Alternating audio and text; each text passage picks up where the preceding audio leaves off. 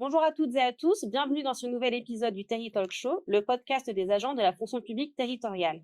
Aujourd'hui, nous allons aborder un élément de rémunération un peu particulier, la nouvelle bonification indiciaire.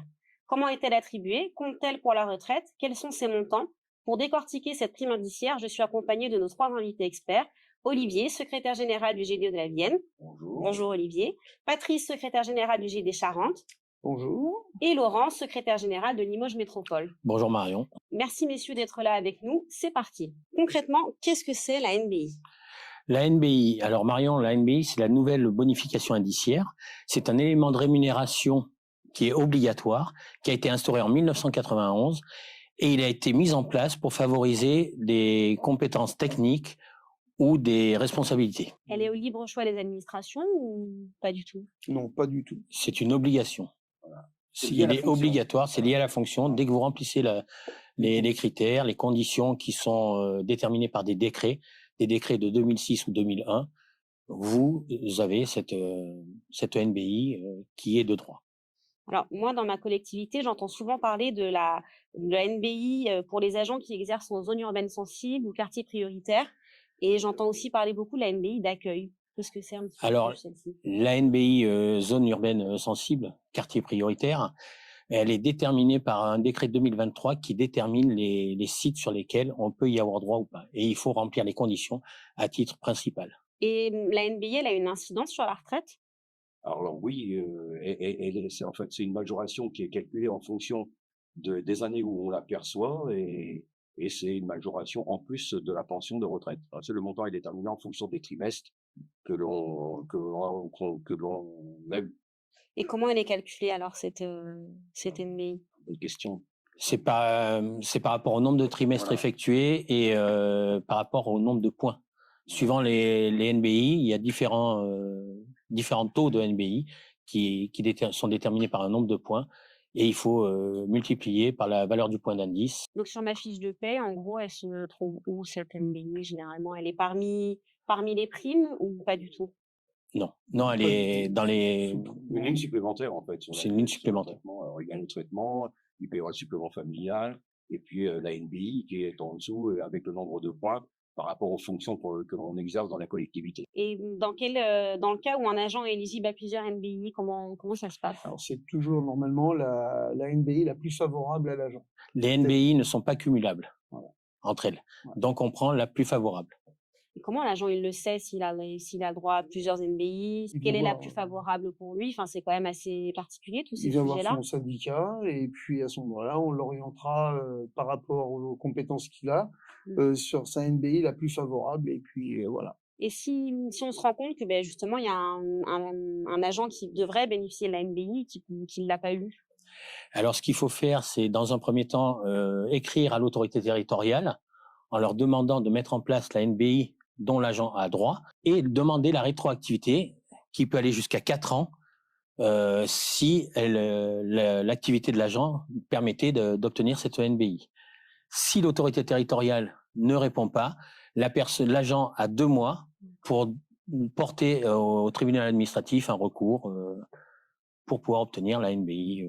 Et l'agent, il doit se débrouiller tout seul ou là aussi il peut être accompagné pour faire ce genre de démarche? Il se fait accompagner par son syndicat et dans un premier temps, il demande la NBI. Ensuite, le syndicat peut rencontrer l'autorité territoriale juste pour lui expliquer cette obligation qu'il a de mettre en place la NBI lorsque l'agent a pu en bénéficier depuis plusieurs années. Et là aussi, Force ouvrière va accompagner les agents sur cet Tout à fait. accompagnement juridique un petit peu si besoin? Tout à fait, oui.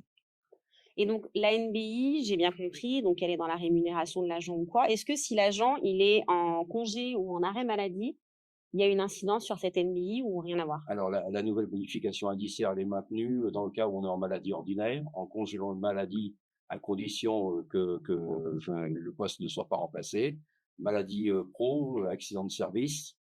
Et Congé paternité. Congé paternité, maternité. Adoption. Et elle n'est pas maintenue lorsque l'agent est en position de congé longue durée. Là aussi, c'est quand même assez technique. J'ai une question à vous poser parce que j'en entends un peu parler. Souvent, il y a une erreur classique qui serait faite, c'est qu'on croit que la NBI, elle est liée au grade de l'agent. Est-ce que vous pouvez me confirmer qu'elle est bien plutôt attribuée en fonction de la fonction de l'agent et pas du tout avec le grade de l'agent? Alors depuis le décret de juillet 2006, elle est liée à la fonction et plus au cadre d'emploi comme c'était auparavant. Donc il faut bien faire la fonction ou avoir une technicité particulière pour y ouvrir droit. Est-ce que vous peut-être donner un exemple de confusion où justement des fois on mélange le grade et la fonction? Je vais prendre un exemple dont j'ai été acteur. J'étais dessinateur, j'ai eu la chance d'obtenir des concours, de passer de catégorie C à catégorie B, et j'ai conservé ma NBI de dessinateur, qui était de 10 points. Parce que moi, j'avais un autre exemple d'une agent qui vient de la filière plutôt animation et maintenant elle fait des fonctions d'accueil dans une autre structure et la collectivité lui refusait la NBI d'accueil en estimant qu'elle faisait partie de la filière animation, donc elle ne faisait pas d'accueil. Donc il a fallu essayer de prouver que ça avait rien à voir avec sa filière, mais plutôt de ce qu'elle faisait. Oui, tout le monde fait à partir du moment où elle remplit les fonctions. Donc ça, c'est pas du tout par rapport à son grade, c'est uniquement par rapport aux missions qu'elle effectue. Et donc à ce titre-là, elle a tout à fait le droit à la NBI d'accueil lorsqu'elle est dans une collectivité qui fait plus de 5000 habitants. Voilà. D'où l'importance peut-être d'avoir des fiches de poste qui soient vraiment Tout à fait. à jour. À jour. C'est pour ça que chaque année, lors des entretiens professionnels, c'est toujours quelque chose que l'on remet, qui est remis à l'ordre du jour, parce que c'est évolutif, la fiche de poste, et ça permet aussi de temps en temps de voir qu'une personne des fois peut aussi encadrer, par exemple, 5 personnes et avoir droit aussi à une NBI d'encadrement, par exemple.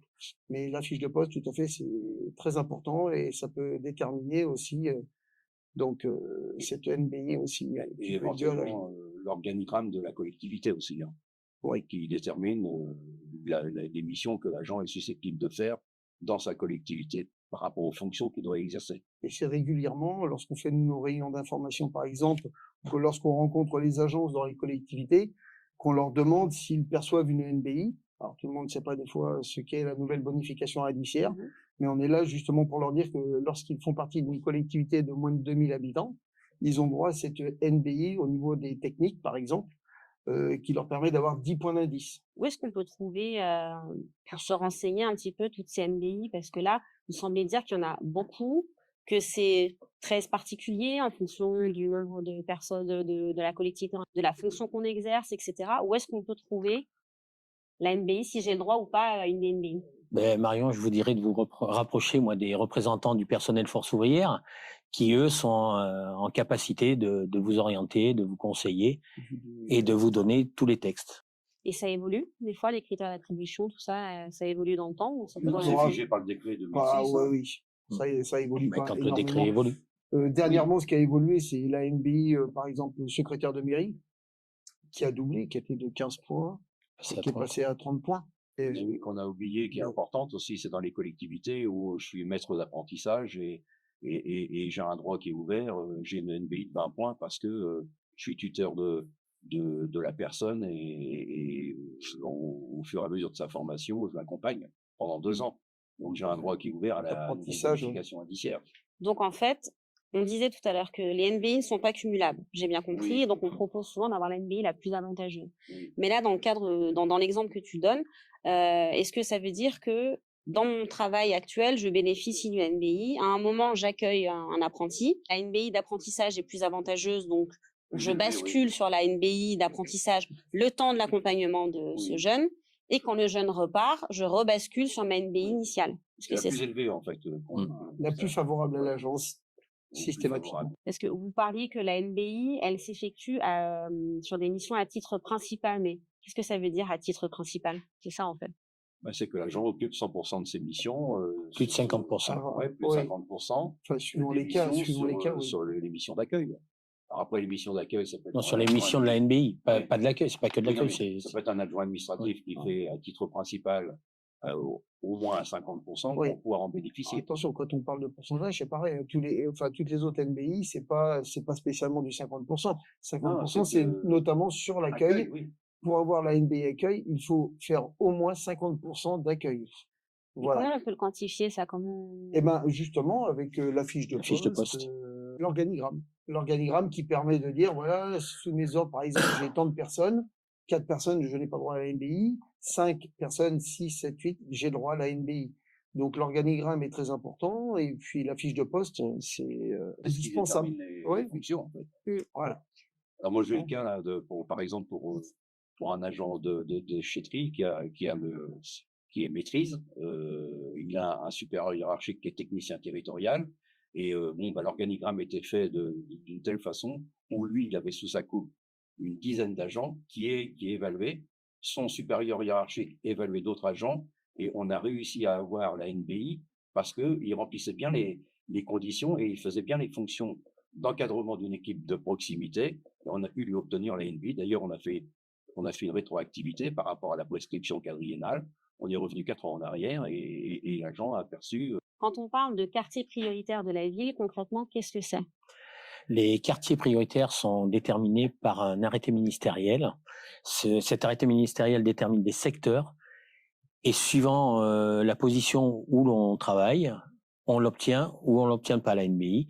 Et d'un côté de la rue, on peut l'avoir, alors que de l'autre côté, ben, on n'est plus dans le secteur déterminé et on n'est plus éligible à cette NBI. Donc en fait, quartier, c'est pas vraiment une histoire de quartier. Non, ce sont des secteurs déterminés par arrêté ministériel et qui évoluent régulièrement. Et donc en fonction de l'évolution des tracés de ces secteurs, on peut percevoir ou perdre la NBI. On peut la conserver ou la perdre. Oui. Et là aussi, c'est la collectivité qui nous informe si on maintient cette NBI à QPV ou pas.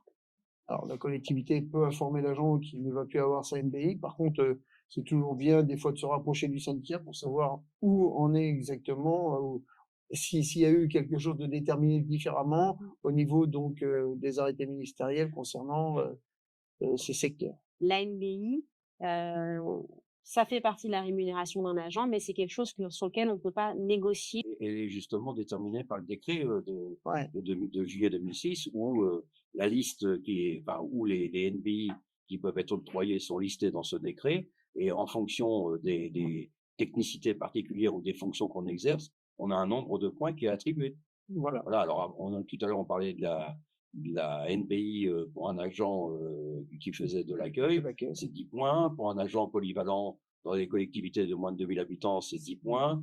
Pour un agent qui exerce des missions de responsable ou d'équipe de proximité de plus 5 agents, c'est 15 points pour mémoire. Donc voilà, en fonction pour le coup des fonctions que l'on exerce et de la technicité particulière que l'on peut avoir, on a des points qui sont attribués. C'est le législateur qui l'a mis en place. Voilà. Et ce nombre de points, après, il est multiplié par le point d'indice, ce qui donne, par exemple, qu'un agent qui est dans une collectivité de moins de 2000 habitants perçoit donc au niveau technique, il perçoit 10 points d'indice, c'est multiplié par 4,9227, ça c'est le taux du point d'indice. Le point d'indice multiplié par le nombre de points, et ce qui détermine le montant qu'il aura donc 49 euros brut sur sa feuille de paye, marqué nouvelle bonification ou nouvelle bonification indiciaire ou NBI. Voilà. Donc si le point d'indice évolue, la NBI évolue. Voilà.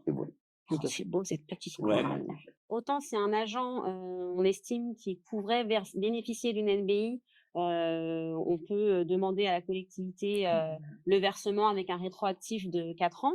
À l'inverse, si on a un agent qui bénéficie d'une NBI et la collectivité se rend compte que pour différentes raisons, finalement, il ne devait pas bénéficier de cette NBI. Comment ça se passe? La collectivité a en droit de demander un remboursement à l'agent de cette NBI perçue à tort. Même si c'est pas l'agent qui a truandé le système, si c'est une erreur de la collectivité, c'est l'agent qui doit rembourser. C'est l'agent qui doit rembourser et on peut remonter jusqu'à 2 ans. Ok. Donc 4 ans pour se faire verser une NBI, 2 ans de remboursement de NBI. Tout à fait. Et après, l'agent qui doit donc rembourser cette NBI ou autre chose qui est perçue à tort, peut donc mettre en place un calendrier pour échelonner tout ça, bien entendu. Et pour éviter que ça lui prélève tout sur un échéancier, tout à fait. Sur le salaire. Voilà. 2 ans à 10 points par mois, ça peut faire un peu mal. Oui, tout à fait. Donc là aussi, l'agent, s'il se retrouve dans ce cas de figure, il peut être accompagné pour demander justement cet étalement. On a déjà accompagné des agents par rapport à ça, qui trouvaient anormal qu'on leur demande un remboursement par rapport à leur être trop perçu de quelque chose qu'ils n'auraient pas dû toucher et qui a été versé à tort.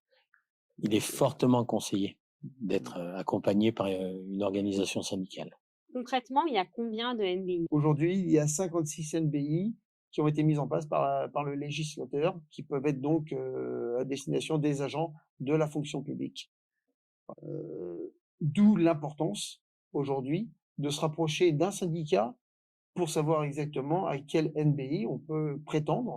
Concrètement, est-ce que, en fonction du temps de travail que l'agent effectue, la NBI est impactée? Alors oui, parce que la nouvelle bonification indiciaire est octroyée aux agents, aux fonctionnaires titulaires et stagiaires qui sont soit à temps partiel ou à temps non complet. Et le calcul se fait est proratisé par rapport au temps de travail que l'agent occupe dans la collectivité. Donc, un agent à temps plein ou un agent à temps partiel bénéficie de la même NBI, mais pas forcément le même montant, puisqu'il est en fonction de son temps de travail. Ce sera proratisé au temps de travail. Olivier, Patrice, Laurent, merci à vous. Est-ce que vous auriez un dernier mot? Oui, Marion, concernant nos discussions sur donc la NBI, si jamais les agents, ça leur suscite certaines questions, qu'ils n'hésitent pas à nous contacter leur syndicat Force ouvrière, de façon à ce qu'on puisse mettre en place des journées d'information, hein, les HMI, auxquelles tous les agents ont droit, hein, et pour qu'on puisse aborder ce thème et que chacun puisse parler pour lui personnellement de ce qu'il pourrait avoir droit ou ce qu'il pourrait prétendre. Voilà, Marion. Eh bien, nous arrivons au terme de ce Terry Talk Show consacré à la NBI.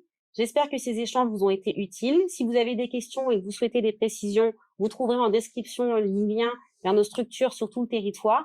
Je vous donne rendez-vous le mois prochain sur notre chaîne YouTube. D'ici là, continuez à nous suivre, abonnez-vous, partagez et likez. À très bientôt. À bientôt, Marion. À bientôt. À bientôt. Plaisir, Marion.